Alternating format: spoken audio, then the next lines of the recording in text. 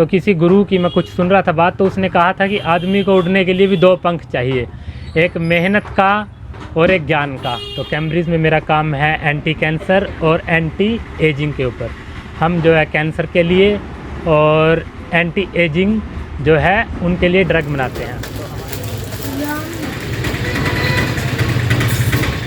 नमस्कार, इस समय हम पहुंचे हैं अशोका सिनेमा रोड पर, जहां हलवाई की दुकान पर आप देख रहे हैं कि युवक काम कर रहा है। आपको बता दें कि वो युवक सामान्य युवक नहीं है, वो लंदन के कैम्ब्रिज यूनिवर्सिटी में साइंटिस्ट है जो कैंसर पर रिसर्च कर रहे हैं, जो कोरोना काल के दौरान यहां आए थे और अपने परिवार के पैतृक जो काम है उसमें हाथ बटा रहे हैं। आइए हम उस युवक से बातचीत करते हैं। आपका नाम? बद्री प्रसाद। आप लंदन में क्या काम करते हो? मैं लंदन के पास सिटी है कैम्ब्रिज, वहाँ यूनिवर्सिटी ऑफ कैम्ब्रिज, वहाँ रिसर्च करता हूँ मैं। किस चीज़ की रिसर्च करते हो? रिसर्च करता हूँ मैं एंटी कैंसर और एंटी एजिंग पे। तो हमारा जो काम है, दो कंप्लीट ग्रुप है हमारा, उसमें हमारा काम होता है कैंसर से रिलेटेड और एंटी एजिंग से रिलेटेड जो मेडिसिन्स हैं उनको बनाना। जो ऑलरेडी मेडिसिन्स हैं हम उनको, जो उनकी क्वालिटी है उनको इम्प्रूव करने की कोशिश करते हैं, और जो कुछ मार्केट में अवेलेबल मेडिसिन्स हैं वो वाटर सोल्यूबल नहीं होती, तो हम उनको किसी तरह वाटर सोल्यूबल बनाने की कोशिश करते हैं। तो ये अगर मैं इस विषय पर थोड़ा ज़्यादा जाऊंगा तो काफ़ी ज़्यादा हो जाएगा इस पर बात करना, लेकिन अगर मैं मोटे तौर पे बताना चाहूँ जो आम आदमी भी समझ सके, तो इसमें यह है जो हमारी बॉडी के अंदर जो फ्लूइड है वो वाटर है, लेकिन जो हम मेडिसिन लेते हैं वो वाटर सोल्यूबल होती नहीं। तो इसलिए हमारा ये काम है कि उनको वाटर सोल्यूबल बनाया जाए किसी तरीके से, ताकि वो हमारी बॉडी के फ्लूइड के साथ मिलके और मैक्सिमम इफ़ेक्ट दे सकें। बद्री जी, आप लंदन तक कैसे पहुँचे? लंदन तक का सफ़र तो काफ़ी बड़ा रहा है सर मेरे लिए। मैं अगर ठीक से स्टार्ट करूं तो 10th क्लास से जो है मेरा ठीक से मुझे इतना ज्ञान हो गया था कि स्टडी के बिना आगे फ्यूचर हमारा मुश्किल है। तो इसलिए 10th क्लास में मैंने थोड़ा पढ़ना स्टार्ट किया। 10th से पहले मैं इतना अच्छा नहीं था पढ़ाई में, तो 10th में जो है घर वालों ने मोटिवेट किया। पापा जी ने, हमारे जो वहाँ के हेड मास्टर थे मास्टर राजेंद्र कुमार जी, उन्होंने मोटिवेट किया। तो 10th में मैं बस पास ही हुआ, ये लगाओ आप, लेकिन मास्टर राजेंद्र जी ने मुझे बहुत अच्छे से पढ़ाया। तो कुल मिला के मेरे 10th में अराउंड 60% मार्क्स थे और अकेले मैथ में मेरे 80 थे आउट ऑफ 100। तो ठीक है, तो फिर जैसे ही 10th हुई तो फिर मैं लेने की सोच रहा था कि आर्ट ले लूँ, क्योंकि हमें भी ये था कि चलो जल्दी से आर्ट BA की और कहीं टीचिंग कर लेंगे या फिर किसी गवर्नमेंट जॉब की तैयारी कर लेंगे। लेकिन मैथ के अच्छे मार्क्स देख के चाचा जी ने और खुद राजेंद्र सर ने, उन्होंने बोला कि तुम्हारा मैथ अच्छा है, तुम आर्ट की बजाय साइंस लो। लेकिन साइंस में मेरा इंटरेस्ट था नहीं, और ना ही मैं जो क्लास के इंटेलिजेंट बच्चे थे उनमें भी नहीं था मैं। तो फिर लेकिन उन्होंने काफ़ी कुछ कह के मुझे मोटिवेट किया, और तो मैंने +2 में साइंस ली, लेकिन इंटरेस्ट नहीं बना। तो साइंस में मेरे सिर्फ +2 में 54% ही मार्क्स आए और मेरा मन टूट चुका था। लेकिन फिर चाचा जी ने, मेरे अंकल जी श्यामलाल जी हैं और प्रोफेसर CB सैनी जी ने, उन्होंने फिर मुझे मोटिवेट किया कि तुमने काफ़ी लो लेवल से स्टार्ट करके और तुमने अभी +2 साइंस से कर ली है, तो तुम्हारे लिए बहुत अच्छा फ्यूचर है आगे। तो तुम अभी अपनी स्टडी जो है कंटिन्यू करो और तुम कॉलेज में एडमिशन ले लो, और जो भी हेल्प होगी हम करेंगे आपकी। तो उन्होंने मेरा RKSD कॉलेज में BSc नॉन मेडिकल में एडमिशन करवा दिया। उन्होंने खुद, प्रोफेसर CB सैनी सर ने मुझे खुद अपने पैसों से ही बुक वगैरह दिलवाई, लाइब्रेरी से हेल्प करवाई, जो भी हो सकता है। वहाँ टीचर्स को बोला कि बच्चा ठीक है ये, लेकिन ज़्यादा मोटिवेटेड नहीं है, तो इसको थोड़ा मोटिवेट किया जाए और अच्छे से इसकी स्टडी के ऊपर ध्यान दिया जाए। फिर वहीं से मेरा ग्राफ मान लो स्टार्ट हुआ। जब भी मुझे प्रोफेसर साहब मिलते वो मुझे मोटिवेट करते।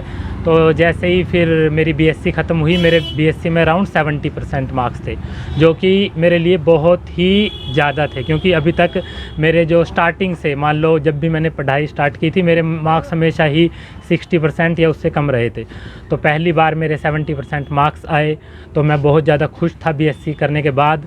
फिर मैं मोटिवेटेड भी था, मेरा B.Ed करने का मन था, लेकिन फिर मुझे प्रोफेसर साहब ने और अंकल श्यामलाल जी ने मोटिवेट किया कि आप B.Ed तो कभी भी कर सकते हो, लेकिन आप पहले कुछ बड़ा सोचो। कि आपकी फ़ील्ड में और क्या कर सकते हो। तो फिर इन्होंने मुझे एमएससी के लिए मोटिवेट किया कि आपने बीएससी में इतना अच्छा परफॉर्म किया तो आप एमएससी के लिए जाओ। तो फिर जो कुछ मेरे फ्रेंड्स थे या फिर मेरे सीनियर्स थे उन्होंने मेरी हेल्प की। एमएससी में मैंने कुछ दिन जो है एंट्रेंस की तैयारी की और मेरा एमएससी में कुरुक्षेत्र एडमिशन हो गया था। और एमएससी में एडमिशन होते ही वो मेरा टर्निंग पॉइंट था, क्योंकि एमएससी के जो हमारे प्रोफेसर्स थे वो मैं कह सकता हूँ कि उनकी केमिस्ट्री वर्ल्ड लेवल के जो प्रोफेसर हैं उनके इक्वल है। मैं आज भी याद है प्रोफेसर पवन कुमार शर्मा, प्रोफेसर ओम प्रकाश और प्रोफेसर रंजना अग्रवाल जो अभी CSIR की एक ब्रांच की हेड हैं, और प्रोफेसर मेस कंबोज। इन्होंने बहुत अच्छे से हमें ऑर्गेनिक केमिस्ट्री पढ़ाई और मेरा वहीं से ऑर्गेनिक केमिस्ट्री में इंटरेस्ट बन गया। मेरी अच्छे से ऑर्गेनिक केमिस्ट्री में एमएससी हुई और एमएससी फर्स्ट ईयर में ही मेरा नेट, जो कि इंडिया में काफ़ी रेपुटेड एग्ज़ाम है, वो क्लियर हो गया था, मेरा गेट क्लियर हो गया था। तो पीएचडी में प्रोफेसर सुनील कुमार शर्मा के अंडर मैंने 3 साल काम किया। फिर मैंने जर्मनी की एक फेलोशिप के लिए अप्लाई किया, इरास्मस प्लस के लिए। सर ने मुझे उसके लिए मोटिवेट किया, मैंने उसके लिए अप्लाई करते ही मेरा उसके अंदर सिलेक्शन हो गया।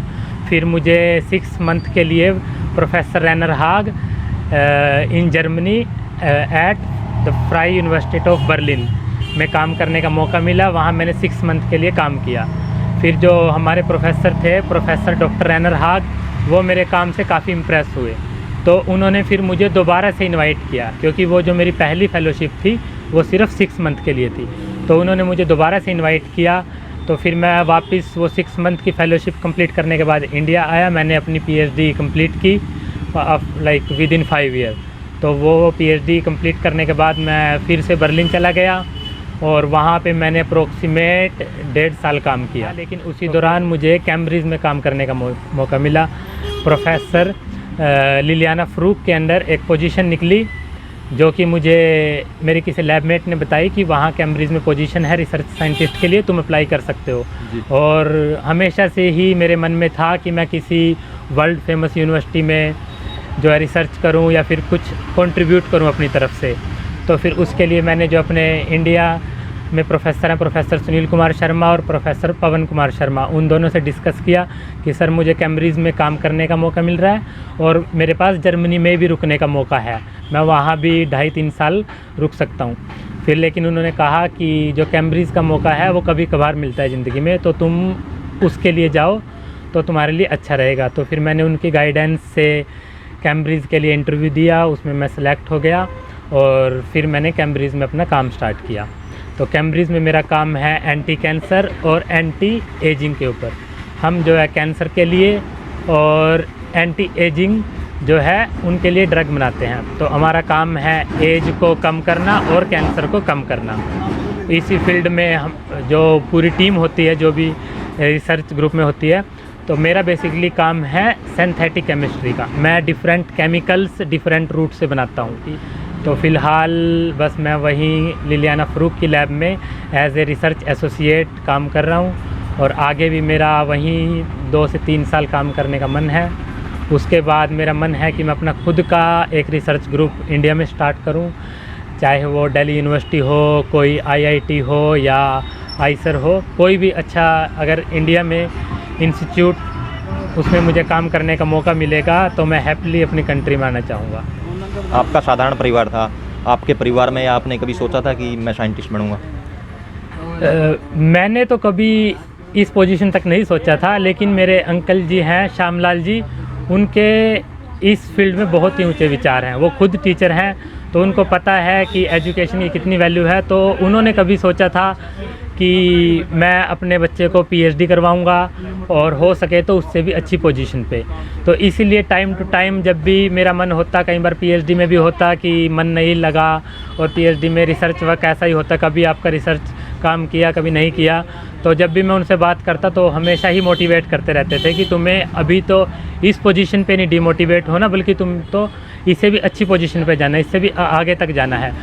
तो चाचा जी के मन में तो था हमेशा से ही कि मैं किसी ऊंची पोजीशन पे जाऊं, लेकिन मेरे मन में नहीं था। तो मैं जब भी चाचा जी से बात करता तो मोटिवेट करते, तो उनकी ही मोटिवेशन से बस ये हो पाया। और मैं पहले कुरुक्षेत्र से दिल्ली, फिर दिल्ली से जर्मनी और अब जर्मनी से यूके अब काम कर रहा हूँ। और अब भी कई बार होता है रिसर्च फील्ड में, तो आपका कभी रिसर्च वर्क हुआ या नहीं हुआ, तो मैं जब भी उनसे बात करता हूँ तो वो हमेशा ही मोटिवेट करते हैं। आप आने पर आप ये सामान बेच रहे हो, कभी हिचकिचाहट नहीं हुई आपको? ये तो स्टार्टिंग से ही था वैसे, ऐसा नहीं है कि मैंने अब स्टार्ट किया है। मान लो जब ये बात तो काफ़ी टाइम पहले की, जब मैं शायद +1 या +2 क्लास में था, तब मेरे चाचा जी ने दुकान की थी और दुकान काफ़ी छोटी थी। तो चाचा जी को ये था कि हेल्प चाहिए होती थी, तो फिर चाचा जी बोल देते थे कि क्लास के बाद तुम दुकान पर आ जाना। तो मैं दुकान पे जाता था, वहाँ काम करता था नॉर्मल रूटीन में, जो भी चाय बनाना उसको दे के आना, ये था। और उसके बाद जैसे ही बड़े होते गए तो वो काम नॉर्मल लगने लग गया कि अब तो चाचा करते हैं, पापा जी करते हैं, तो कोई बड़ी उसमें ये नहीं लगा अजीब। तो वही नॉर्मल जो रूटीन था वो चलता आ रहा था। और अभी तक फिर मैंने MSc में कुरुक्षेत्र गया, उसके बाद भी सैटरडे संडे को आता मैं दुकान पे पापा जी के साथ, चाचा जी के साथ बैठ जाता था। तो अब तो ये काम मुझे ऐसे लगता है कि जैसे मैं इसी में बड़ा हुआ हूँ, तो कोई अजीब लगता नहीं है इस मामले में। तो कोई भी आता है, जैसे मेरे फ्रेंड्स हैं जो कोई MSc के हैं, वो आते हैं, उनको लगता है अजीब, उनको नहीं पता कि मैं ये सब भी करता हूँ, कि मैं जैसे जो लड्डू है वो भी बना लेता हूँ, मट्ठी भी बेल लेता हूँ, जो बालूशाही वगैरह है उनके साथ भी मैं कुछ मीठा वगैरह लगा देता हूँ। लेकिन जब वो देखते हैं तो उनको लगता है कि हाँ, कि ये तो इस मामले में भी मतलब इसने बहुत काम किया हुआ है इस फील्ड में भी। तो फिर थोड़े दिन देखने के बाद सबको नॉर्मल लगता है कि हाँ, कोई बड़ी बात नहीं है, जो घर का काम है वो तो करना ही पड़ता है। नहीं वो सब युवाओं में वो फ्यूचर बनाने के लिए गाइडलाइन की ज़रूरत होती है, तो आप क्या मैसेज देना चाहोगे? मैसेज अगर मेरी तरफ से कहो तो मुझे किसी गुरु ने लगा लो।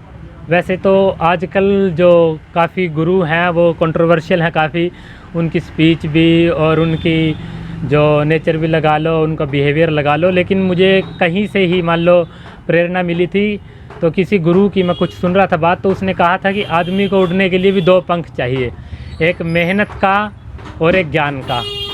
तो ज्ञान आपको गुरुजन देंगे, मेहनत आपको खुद करनी पड़ेगी। तो आप सब चीज़ों को भूल के मेहनत करते रहो और ज्ञान अर्जित करते रहो, तो वो ज्ञान आपको कहीं से मिल सकता है। मुझे मेरे चाचा जी से मिला, जो मास्टर राजेंद्र सैनी जी हैं उनसे मिला, प्रोफेसर CB सैनी जी हैं उनसे मिला, ज्ञान उनसे मिला, और इनके ही जो मोटिवेशन से मैं मेहनत करता रहा। तो बस यही है सबके लिए, जो भी मेरे दोस्त हैं, जो भी मेरे छोटे भाई बहन हैं, कि आप ज्ञान अर्जित करो और मेहनत करो। सिर्फ सफलता की या फिर आदमी को उड़ने के लिए 2 पंख चाहिए, तो वो दोनों आपको खुद ही लगाने पड़ेंगे। चाहे आपकी हेल्प उसमें समाज करेगा, लेकिन आपको लगाने खुद ही पड़ेंगे वो। तो बस यही है कि आजकल के जो सोशल मीडिया, इंटरनेट, इन पे थोड़ा कम टाइम, या फिर टाइम ज़्यादा दो तो अपनी नॉलेज से रिलेटेड रिसर्च पेपर्स पढ़ो, अपनी बुक्स पढ़ो, और अपनी जो मोटिवेशनल जो हैं टॉक्स उनको देखो, और अपने काम पे फोकस रखो। आप वहाँ से कितनी इनकम कमा लेते हो? अभी तो मान लो मेरी खुद की इंडिपेंडेंट पोजीशन नहीं है, मैं प्रोफेसर लिलियाना के साथ काम कर रहा हूँ, और उसमें मेरी सैलरी 2000 पाउंड पर मंथ है। और जो रिसर्च साइंटिस्ट होते हैं वो भी कभी भी सैलरी के लिए नहीं काम करते, वो अपने इंटरेस्ट के लिए करते हैं। फ्यूचर में मेरा भी यही मन है कि मुझे अपनी खुद की इंडिपेंडेंट पोजीशन मिले, ताकि मैं अपना खुद का एक इंडिपेंडेंट रिसर्च ग्रुप स्टार्ट कर सकूं, और जो मेरे पास नॉलेज है, एक्सपीरियंस है, वो मैं दूसरे लोगों के साथ, दूसरे स्टूडेंट के साथ शेयर कर सकूं।